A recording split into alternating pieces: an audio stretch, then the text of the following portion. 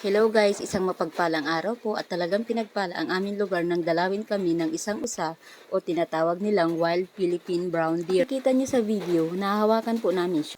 Noon nga pong nakaraang taon, October 30, 2023, may isang usa po na dumalaw dito sa aming baryo. Palakad-lakad lamang po siya dito sa aming paligid. Sunod po siya sa mga tao. Dati po ay nasa bundok ito at kasama po ng mga kalabaw at baka doon. Nung bumaba siya galing bundok ay nagsilabasan ng mga tao at pinagkaguluhan siya. At first time talaga namin makakita ng ganitong klaseng usa na mabait at nahahawakan pa namin. Para siyang kambing. Wari ko, nasa 60 kilo ito. At ayan, patuloy siyang sumusunod sa aking pinsan. Pupunta raw ulit sa bundok yung usa. At nandoon yung mga kasamahan niyang mga baka at kalabaw. Akala ko po sa usa ay hindi basta nahahawakan. Kung napapansin niyo po, may tag po yung kanyang sungay. Nilagyan daw po pala ng tag ng mga taga DENR. Naliligo pa siya sa tubig ng aking madaanang muli. Matilos din pala ang kanyang sungay na parang sanga-sanga.